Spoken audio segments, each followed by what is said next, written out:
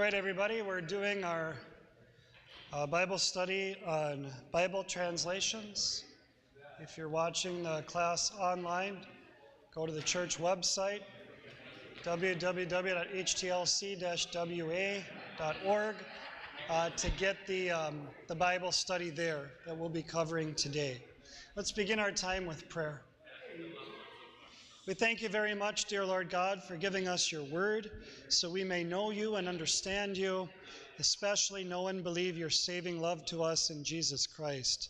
Grant us appreciation for your word and help us to be faithful and diligent readers of the same. Amen. We're talking about Bible translations. What brought this on was Martin Luther's September Testament. So the first translation of the New Testament from the original Greek into German was done by Martin Luther and published in September of 1522, exactly 500 years ago. And so that's why we're doing this brief course here on Bible translations. We did look at Luther's translation over a couple of times. And then last week we looked at a new one. We looked at Tyndale's New Testament translation, which is such an important event for us who are mainly English speakers, of course. Today we are looking at a different translation called the King James Bible. You've probably heard of this, the KJV, the King James Bible. It does develop very differently from Luther's translation and Tyndale's translation, both of which were basically one-man shows. Though they did, use some other people to bounce things off of and do some editing, but primarily that was really each man doing a translation. This one is very different. It has a very different development history, and that's what we're going to look at today.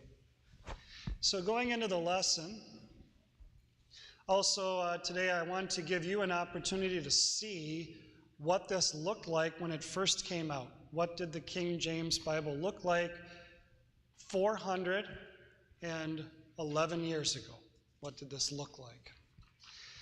Okay, the King James Bible was the mainstay of English-speaking Christianity for nearly 400 years. So for 1,000 years, the main translation of Western Christianity was the Vulgate in Latin. That's a long time for a translation to be the mainstay of the church. So into Latin, the Vulgate. But then among us English speakers, that Bible, the King James, was really there for 4 centuries. That is a long time for one Bible to have the main hold among a people. And so it's a very important and influential translation. I am guessing some of you probably grew up using the King James Bible, right? So in our circles, in our Lutheran circles, 100 years ago, there was still a lot of German actually being read and preached.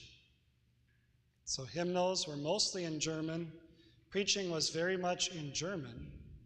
And it really started to happen around the 1920s, the 1930s, the 1940s, when English started to become much more commonplace among Wisconsin Evangelical Lutheran Synod Christians, with the ELS, our fellow church body, being Norwegian, so being more of a Norwegian background. And so our church body had this, like a rapid transition from German language to English, where all of a sudden that's what is being preached, that's what's being read. All worship then transitions to English, and you have a hymnal that goes out in 1941, an English-speaking hymnal that becomes the mainstay of our modern Lutheran churches for 40 to 50 years. So our church body is relatively a recent newcomer to English. Believe it or not, it really is. Okay? So a generation before the oldest generation today probably had some familiarity with German if they grew up in our churches. There are a few churches where there's still a remnant of some German being preached. Not many, a little bit. But those of us 40s and up certainly have an acquaintance with the King James Version because it's what we grew up with. And even the younger generation may not be as familiar with it, but it still has a very lingering impact on our society, on our hymnody, very much so. So it's not going away anytime soon either. And it is a very good translation. So let's take a look at this. It was published in 1611, 411 years ago, the same time in history when Shakespeare was writing his plays. Jeff had talked about this a little bit last week. So the King James Bible comes out in 1611. Shakespeare, William Shakespeare, is writing his plays, dramas, sonnets, all these things in the late 1500s into the early 1600s, with the first major publication of Shakespeare's works coming out in like 1623. So just think about those two things, Shakespeare and the King James Bible. Those are pretty big things when it comes to English, right? And their lasting impact on English-speaking people. So interesting, these two things coincide at the same time and really form the way that English is going to be going forward. Very interesting.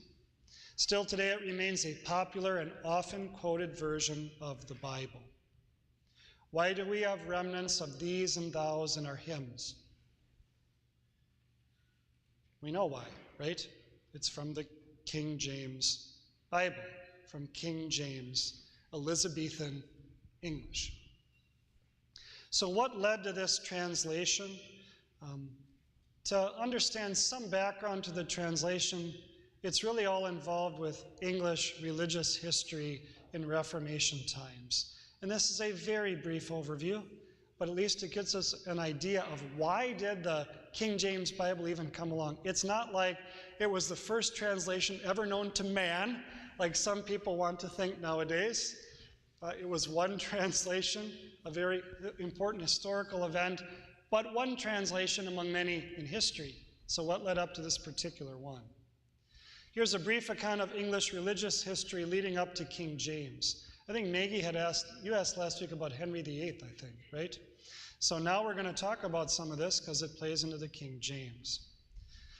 So Henry VIII, the King of England, also a contemporary of Martin Luther, so lived at the same time as Martin Luther, late 1400s into the 1500s, broke from the Roman Catholic Church over a marriage dispute.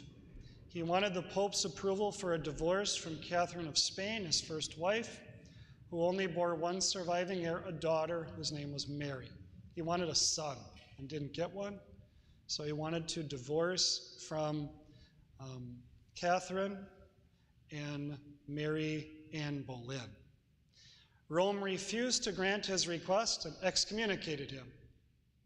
Henry VIII responded by having Parliament declare him to be the supreme head of the church. How's that? That's how I'll deal with that. I am now supreme head of the church.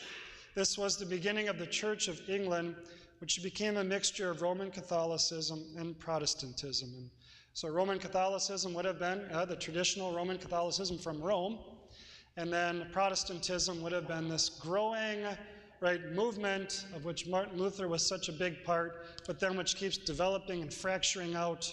This is Protestantism. And Church of England kind of becomes a mixture of both, with Henry really being more Roman Catholic in his leanings and practices than anything else. So then he, of course, passes off the scene, as all kings do, and a son of his becomes king.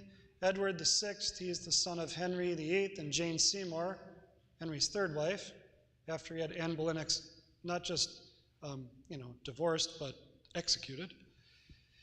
So Edward became king and moved England closer to Protestantism, and a Book of Common Prayer was required to be used by all clergy. So you start to see some gathering and unifying within the Church of England.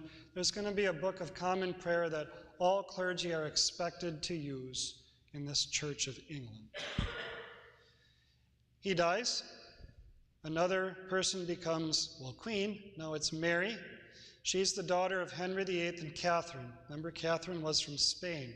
Incidentally, Catherine's parents were a couple named Ferdinand and Isabella. if that rings a bell with you, right, who sent Christopher Columbus on his voyage. So she is their daughter.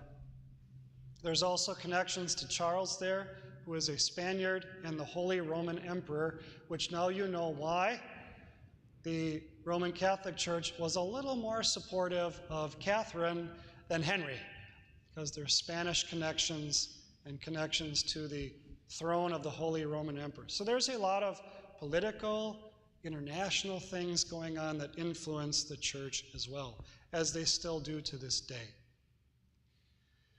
So Mary became queen, and she tried to push England back toward Roman Catholicism.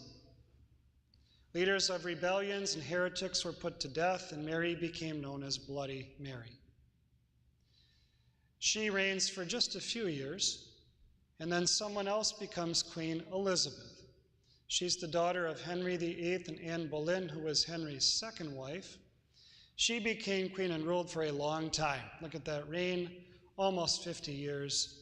1558 to 1603. I mean, this is Elizabethan England, right? The defeating of the Spanish Armada, the growth of the British Empire, big time in British history. And she wanted unity in England, political, religious unity. She also wanted the church arranged to satisfy as many people as possible. So we're looking for national unity.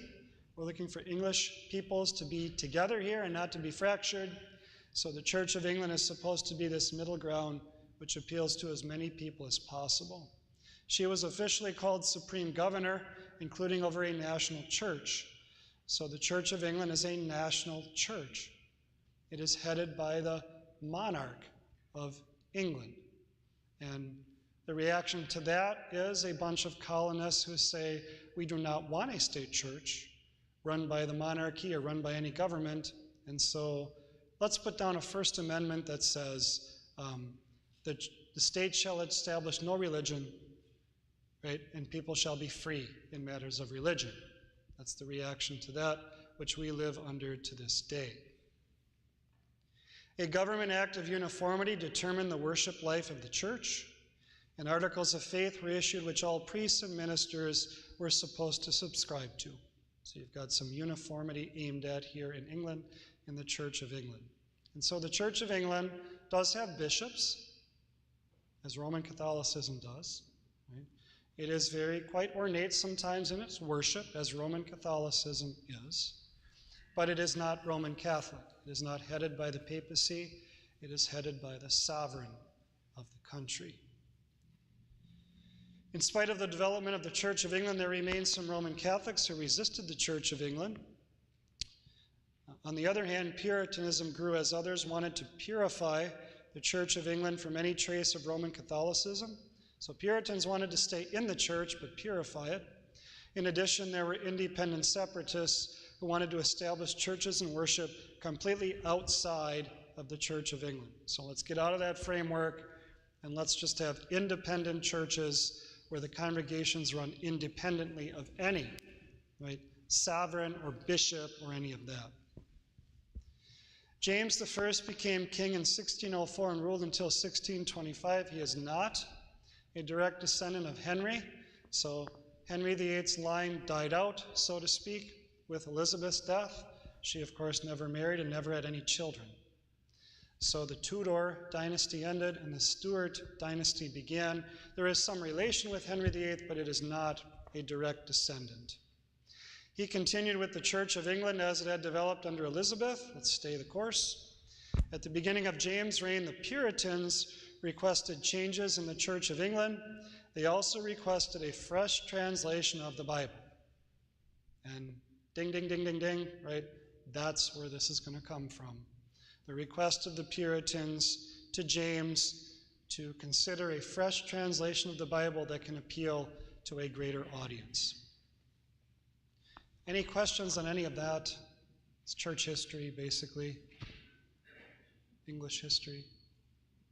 So were there things emphasized more in the other translations that they wanted more fresh translations? Just all these other things were mixed in to get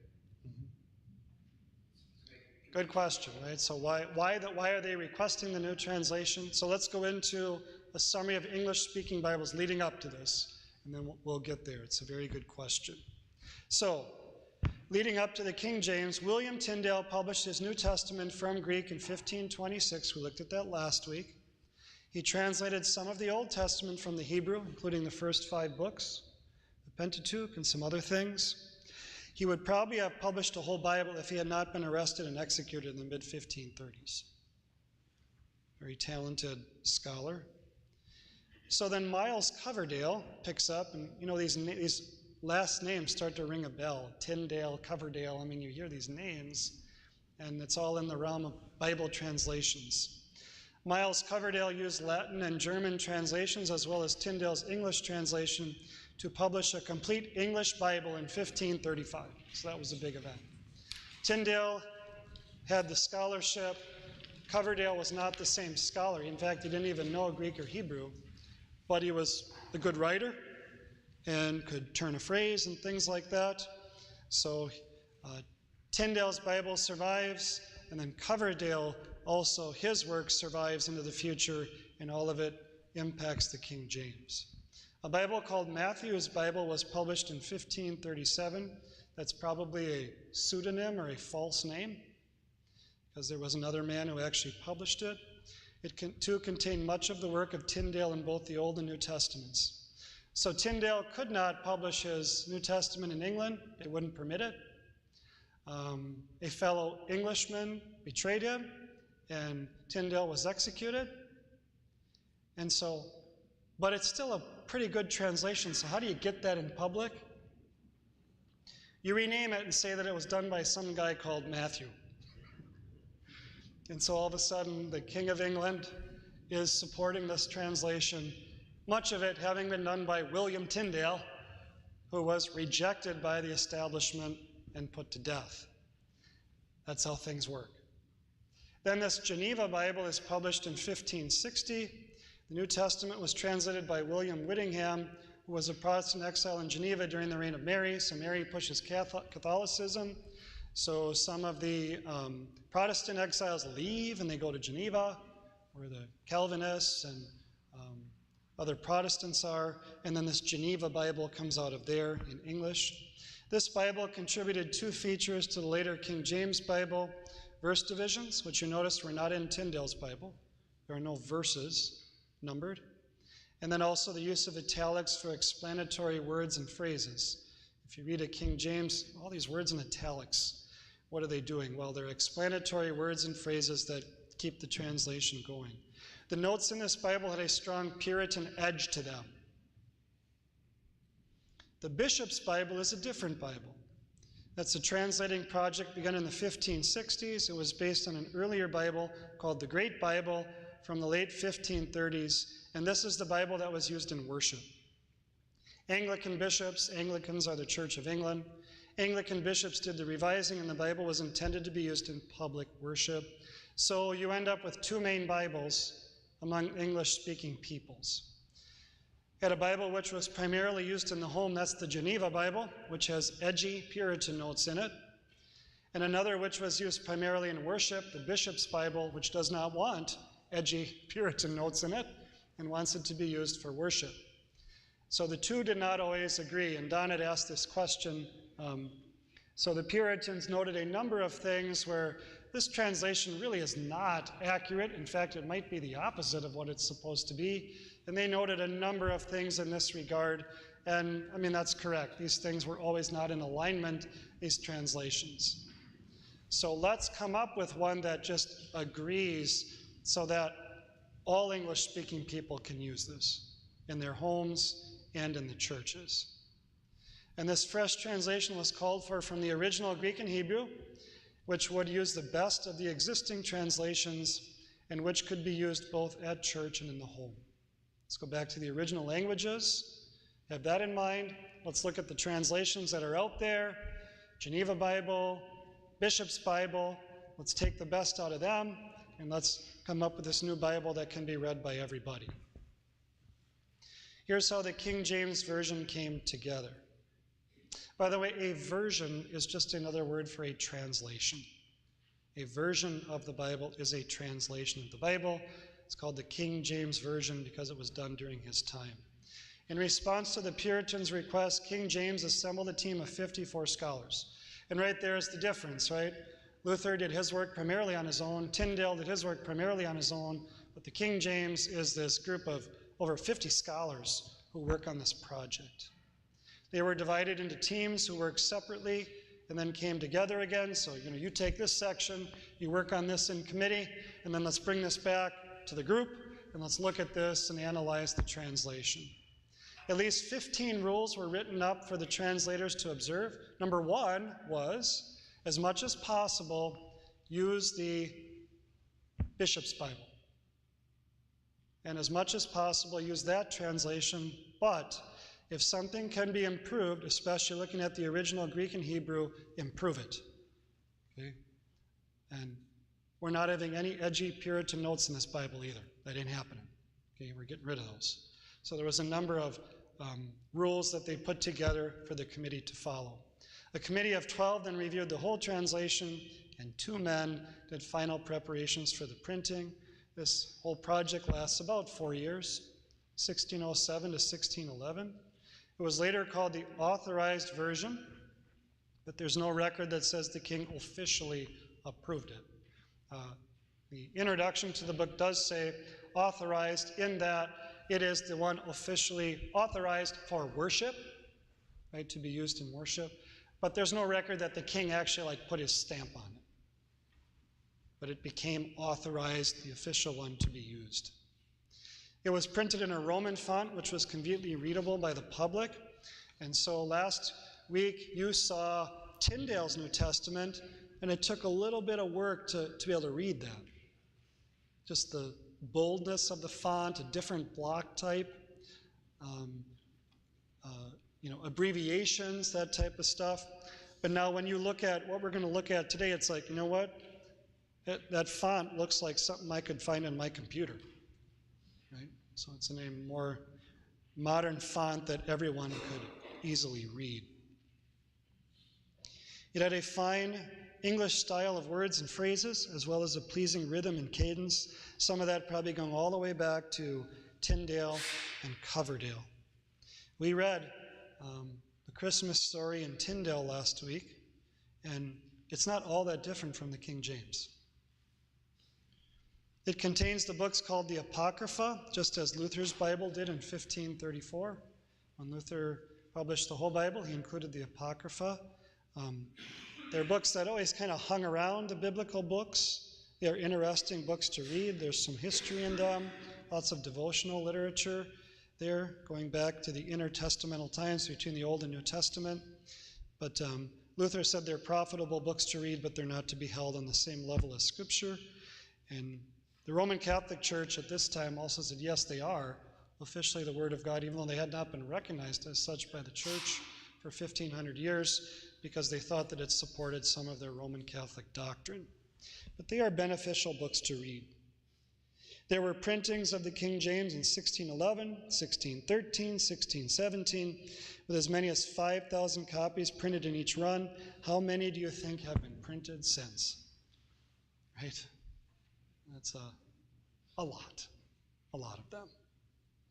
The translator's notes to the reader, which preface the work, are interesting to read. They give a history of translations going back to the Septuagint, so justifying why would you do a translation, we'll talk about that. A theory of the background, or a history of the background of the 1611 Bible. Here's why we're translating this right now. Reasons why the translators did what they did in their work. Why did we use the words we did, and why did we have the translating theory we used? We talk about those things. And an answer to any potential critics, including supporters of the Pope, as well as Puritans. So when you publish a Bible, a hymnal, or a catechism, sometimes you would include, I know people aren't going to like this and they're going to criticize me for it, but doggone it, I did it anyway. So that's kind of what they're talking about there. Right? We know we're going to be criticized, but here's the work we did, and here's why we did it. Including supporters of the Pope, as well as Puritans, and so you kind of see what they viewed as side to side, and the Church of England wants to be more middle course between them. Not Roman Catholic, but not completely Puritan or certainly not separatist either, right? Something a little bit more in the middle. So this becomes the official Bible of the Church of England. Any questions on all this history? Well, let's do the fun part. Let's look at what this looked like when it was published. So any King James Bible you've looked at, it's probably a very modern edition of the King James with updated spelling through the years. But here's what it looked like when it came out in 1611. This is a facsimile. That means like a direct copy of a first edition of the Bible that came out, and here it is, by the way. This is a facsimile edition of the King James with the original preface in it. There's even names of all the people who worked on it. There are lists of everything to be like series of readings through the year, series of readings day by day, a calendar with which you can figure out Easter until the Lord comes back, based on a logarithm there. They have that. And so psalm readings and all these things are in the introduction. And then you get to the first book of Moses. And what I want to do is, yes, Don? The printings that were done, that was all the same version? The multiple printings? The first ones, yes, correct. Yes. And the next major one came out in like 1634, and they just kind of kept going. So what I want to do is give you an opportunity to look through this. And the first one we'll do is Genesis chapters 1 and 2. That's the first sheet on front and back. And I'm going to give you a chance just to read through it. And I want to know what your observations are on the whole thing. The look of it, the spellings, all this stuff. What are your observations as you read through Genesis chapters 1 and 2 as it looked when it was published in 1611? So you've got about 4 or 5 minutes to do that. Go ahead.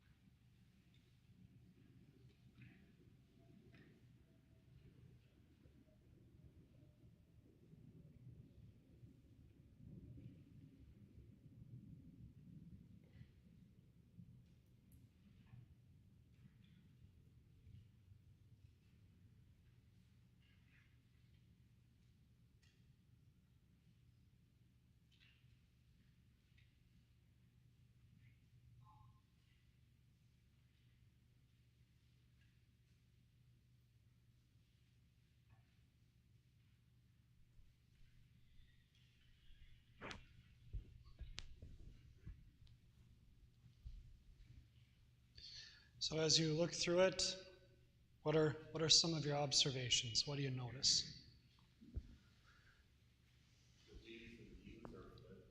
What's that? Right, so a U is used like a V, right? So just that, some of that spelling that happens there, right? You got to figure that out, right? A U is a V. Yep. Good, yes.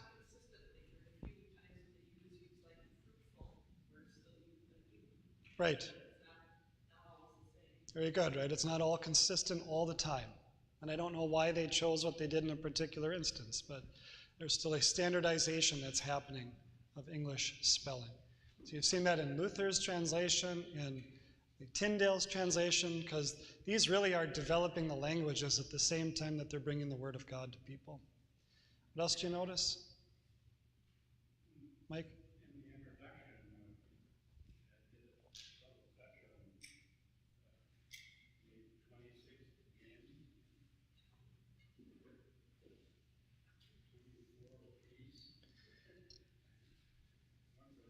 Very good. So in the introduction there, it says chapter 1, and then it says creation of heaven and earth, and then the numbers refer to the verses where you'll find this information.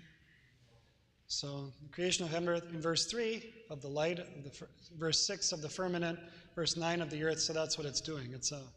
That can be confusing. Yes. So it's the verses you would look to. It's summarizing the chapter. Very good. Nathan? They really stuck to the verses rather than the paragraphs. It's for different paragraphs, they just have that paragraph symbol before them. Very good, right? So Tyndale's Bible had commas were slashes, but then you had longer paragraphs. And here it's all divided out. Every verse is like its own division.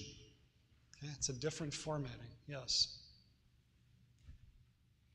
Jody? But then you also see the little paragraph sign here, and I think that's where the paragraph is supposed to be. But you see that sign right at the beginning of verse 6 and at verse 9. So is that Very good. Yeah. Correct, exactly. So that is showing you, right, a paragraph, the thoughts that go into this one paragraph. Very good. So it still is showing paragraphs through that sign. That's not just a modern editor's little P that goes back, right, 400 years showing paragraphs. Very good. Dennis? they were looking pretty detailed because they would show other places there too on the side and references where you could find the rest of that saying in different parts of the Bible. Great. So you have the notes on the side, which are they're not lengthy explanatory notes on content or interpretations of stuff. Really, they're simply almost like cross-references. You can find this, right, referred to here in the Bible, or notes on the Hebrew, or in the New Testament, the Greek. So it's they're simple, restrained notes on the side. Good? Maggie? Was this the first Bible to use like the section division? So like in our Bibles we have like the creation of the world, the first man, things like that.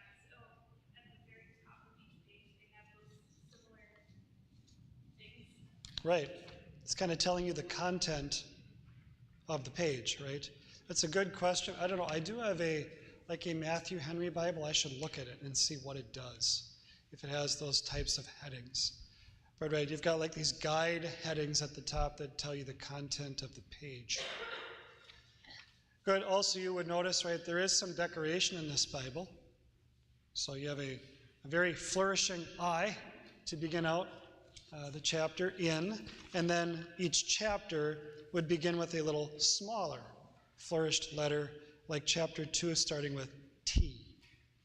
So that follows the tradition of many of these books, some decorative lettering.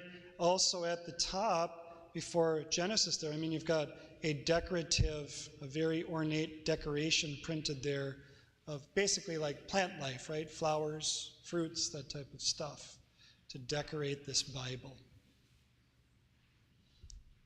One last thing I'd point out too, you notice there are italics.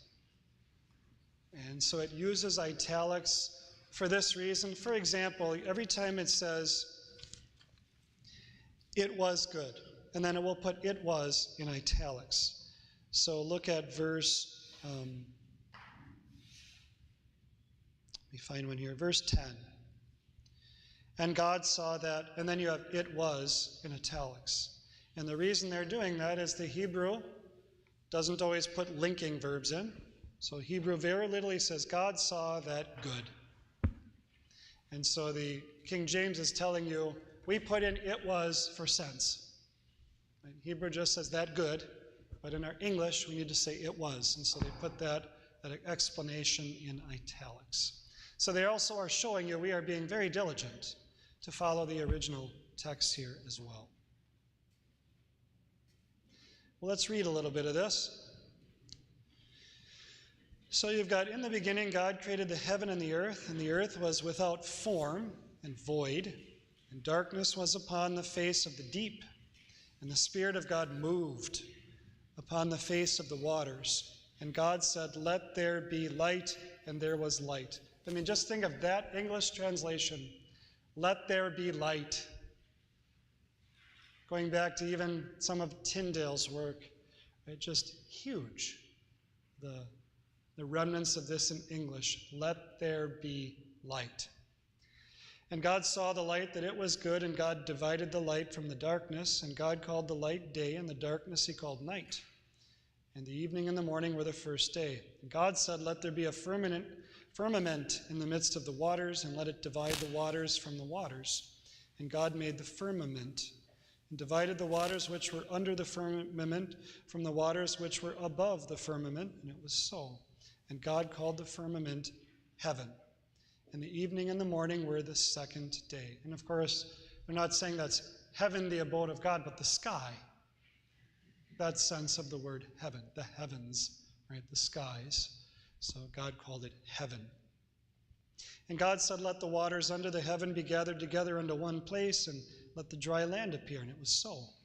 And God called the dry land earth, and the gathering together of the waters called he seas. And God saw that it was good.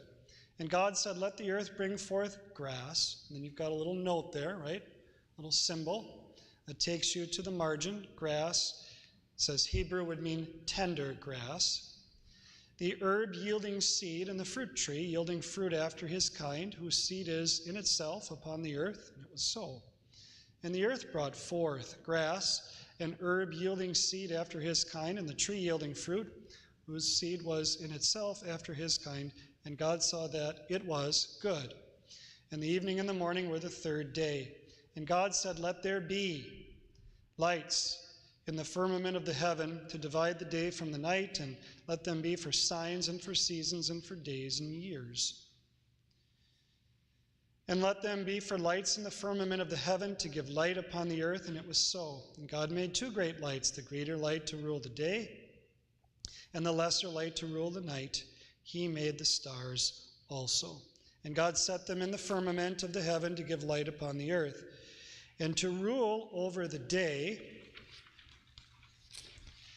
and over the night, and to divide the light from the darkness. And God saw that it was good.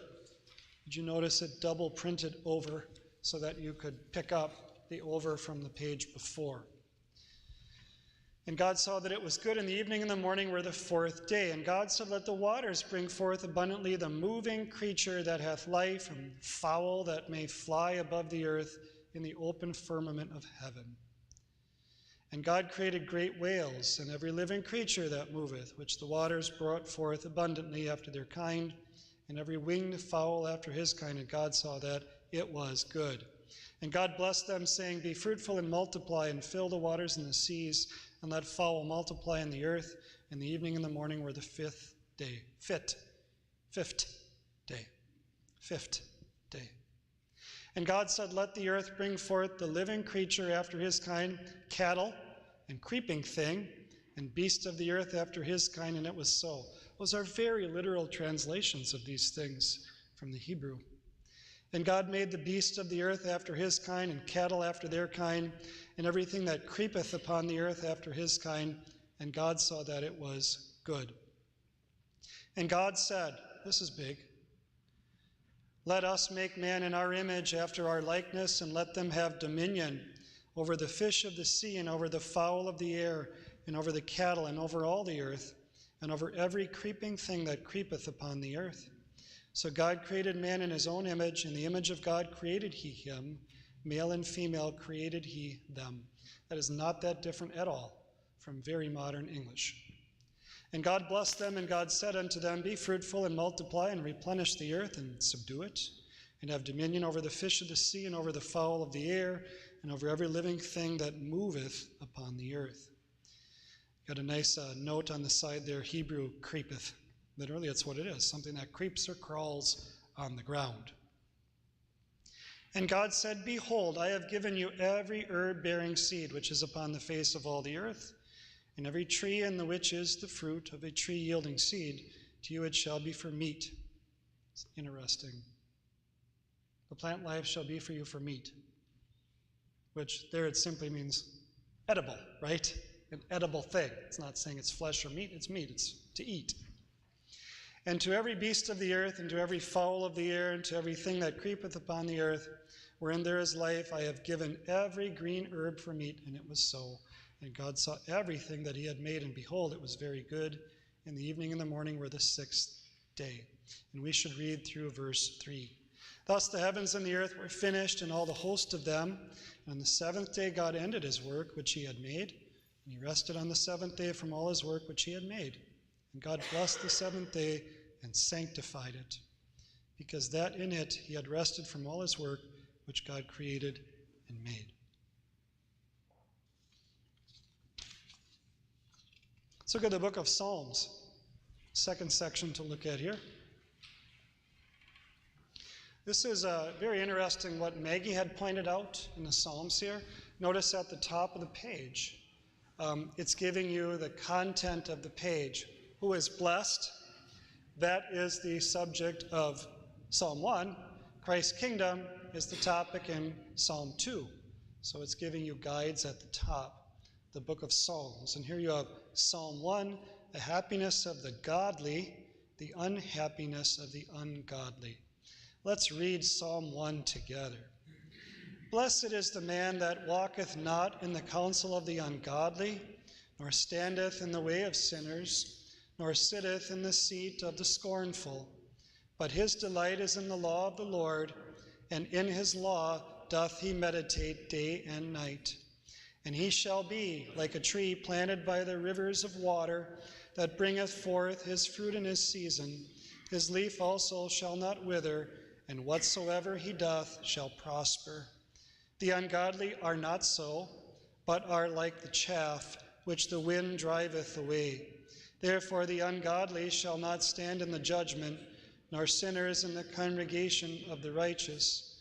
For the Lord knoweth the way of the righteous, but the way of the ungodly shall perish. You've got limited notes there on the side too, with references to other parts in the Bible. Did you notice there that Lord is in all capitals? Right, so that divine name God gives himself. There is a place for capital L, small O-R-D, and King James will do that. And then the all capitals is God's name, Jehovah or Yahweh, the name he gives himself. That means he is. So all the way back in the King James was this way of showing this distinction, which continues into our modern English Bibles. Psalm 2, you have to read something that has vex and sore in it, so we should read this. Psalm 2. Why doth the heathen rage and the people imagine a vain thing? The kings of the earth set themselves, and the rulers take counsel together against the Lord and against his anointed, saying, Let us break their bands asunder and cast away their cords from us. He that sitteth in the heavens shall laugh. The Lord shall have them in derision. Then shall he speak unto them in his wrath, and vex them in his sore displeasure. Yet have I set my king upon my holy hill of Zion. I will declare the decree. The Lord hath said unto me, Thou art my son. This day have I begotten thee. Ask of me, and I shall give thee the heathen for thine inheritance, and the uttermost parts of the earth for thy possession. Thou shalt break them with a rod of iron. Thou shalt dash them in pieces like a potter's vessel. Be wise now, therefore, O ye kings. Be instructed, ye judges of the earth. Serve the Lord with fear and rejoice with trembling. Kiss the Son, lest he be angry, and ye perish from the way, when his wrath is kindled but a little. Blessed are all they that put their trust in him. Psalm 2, vex, sore displeasure. Any comments on the Psalms there? There is a nice rhythm and cadence to all of this if you read it out loud. It's very well done. Look at the word begotten. You see that? Begotten. And we've not really been able to improve on that word much. We even use it in our modern translations of the articles, right? Of the creeds. Begotten. Not made of one being with the Father through whom all. Begotten. That's an old English word, begotten, but we still use it to this day. He's not made or created. He didn't come out of nothing. He has always been. It's this eternally begotten. God begat him. He's begotten of God from eternity. He has an eternal relationship with the Father. We still use that word to this day to describe that relationship, begotten. All right, the last one, let's go to John. I've showed you John 1 in Luther's Bible, and I've showed you John 1 in Tyndale's Bible, and here is John 1 in the original King James Bible in 1611.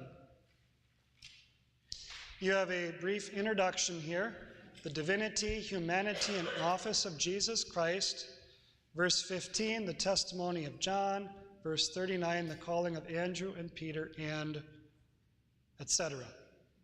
The rest. Do you notice the picture that starts the book? What do you notice in the picture?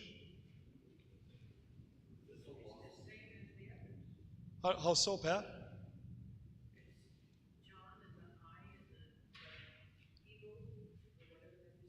Yes.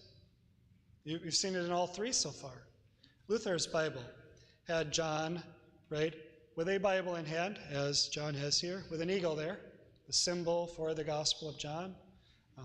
Tyndale's Bible had the same, the Apostle John with an eagle on there, and now the King James does that too. Right? This tradition of the four Gospel writers and the symbols associated with their work.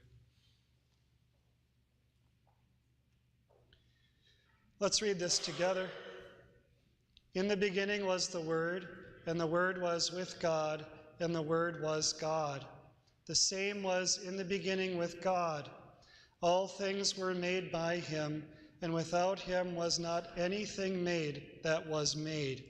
In him was life, and the life was the light of men. And the light shineth in darkness, and the darkness comprehended it not. There was a man sent from God, whose name was John. The same came for a witness, to bear witness of the light, that all men through him might believe. He was not that light, but was sent to bear witness of that light. That was the true light, which lighteth every man that cometh into the world. He was in the world, and the world was made by him, and the world knew him not. He came unto his own, and his own received him not. But as many as received him, to them gave he power to become the sons of God, even to them that believe on his name, which were born not of blood, nor of the will of the flesh, nor of the will of man, but of God. And the Word was made flesh and dwelt among us, and we beheld his glory, the glory as of the only begotten of the Father, full of grace and truth. John bare witness of him and cried, saying, This was he of whom I spake. He that cometh after me is preferred before me, for he was before me. And of his fullness have all we received, and grace for grace. For the law was given by Moses, but grace and truth came by Jesus Christ. No man hath seen God at any time. The only begotten Son, which is in the bosom of the Father, he hath declared him. And there's the Christmas gospel from John chapter 1. Do you notice the word bosom? Which is a word that we have had difficulty improving upon. What is a person's bosom? And this gets used for like how the poor man Lazarus, right?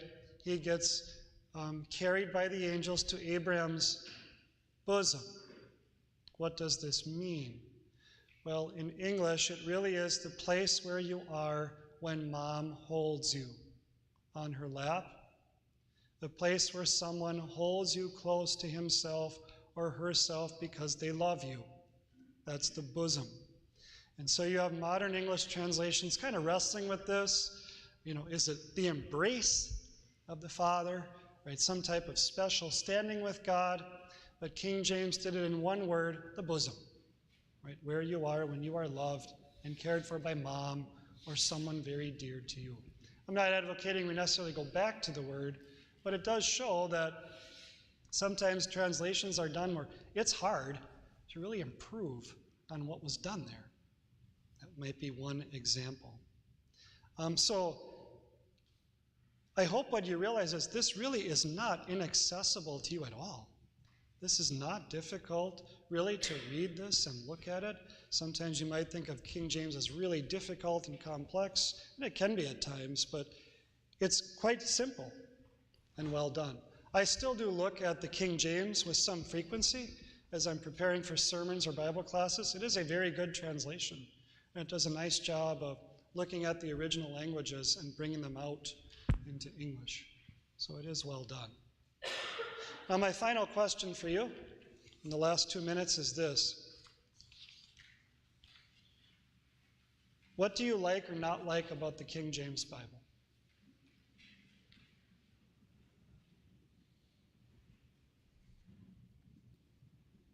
I have a like. I've had most of my kids and we've read King James from the beginning. Mm-hmm. And when you get to Shakespeare and other literature, it's no problem. Okay? Right, so there is a historical language there.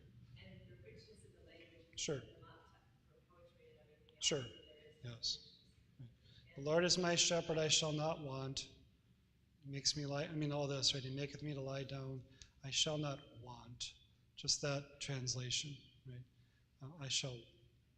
I shall lack nothing is okay, right? But want does say it in one thing. I shall not want. There's nothing I shall lack. There's nothing I would want in addition to the Lord. I shall not want. What else do you like or not like about it?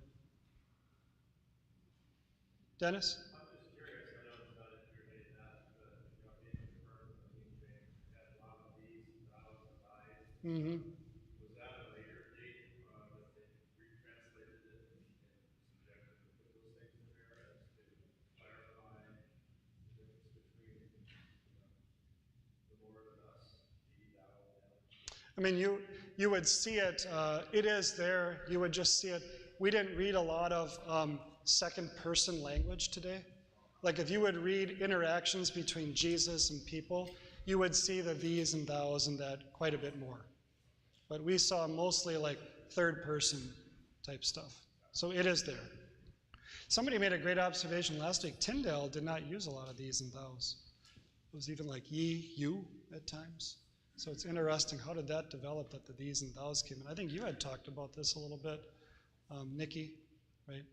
Kind of the flowering of English language among the upper classes.